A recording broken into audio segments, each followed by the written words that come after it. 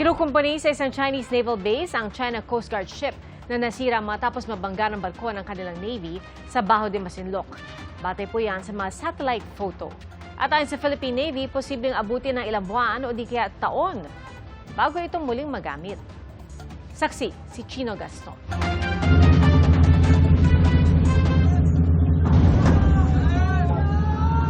August 11 nang maganap ang banggang ito ng mga barko ng Chinese Navy at China Coast Guard sa tangka nilang pag-ipit sa BRP Suluan ng Philippine Coast Guard malapit sa Bajo de Masinloc.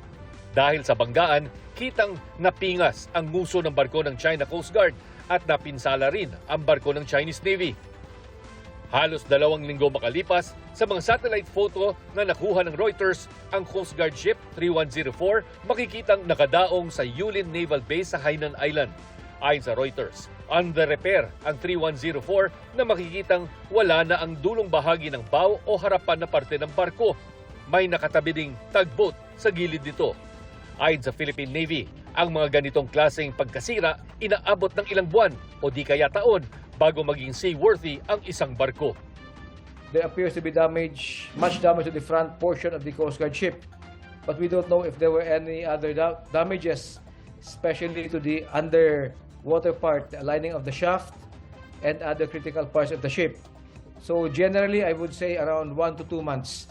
Then they could again put the ship back into the water and do some test. Mula nang nangyaring banggaan, wala ding impormasyon sa planned warship na may bow number 164. Hanggang ngayon, hindi inaamin ng China na may nasirang barko ang China Coast Guard at People's Liberation Army Navy. How can you basically reconcile, China developing a world-class military, then this incident happened? I think that's one of the reasons why the Military Commission ordered this operation was to impress upon the people, we have done this, we have prevented the Filipinos from entering into our secret territory. At the time, of course, we're showing to the people and to the world that we have a world-class military capability. Then this thing happened. Samantala, umalis na raw ng Ayungin ang tugboat ng Chinese Navy na ilang araw nang paikot-ikot sa Ayungin Shoal. Pero nananatili ang 15 Chinese Maritime Militia at 2 China Coast Guard ships at 2 rigid hull inflatable boats malapit sa Ayungin Shoal. The tugboat was not sighted anymore as of yesterday. As of yesterday, hindi na nakita ang tugboat. Or rather the other day, 26, after the 26, hindi na siya nakita. But for ending the other day, which is 26 August, same report as the previous days, 15 ang Maritime Militia vessels. And then we have the 2 ribs and 2 Coast Guard. Same report ito as of 25 and 24.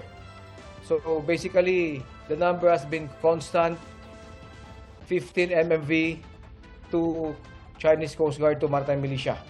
Yung rib naman, minsan inaakyat, binababa. So we usually don't count it anymore.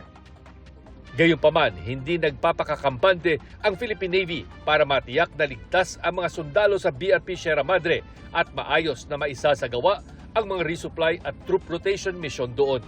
Para sa GMA Integrated News, Chino Gaston ang inyong saksi. Mga kapuso, maging una sa saksi. Mag-subscribe sa GMA Integrated News sa YouTube para sa iba't ibang balita.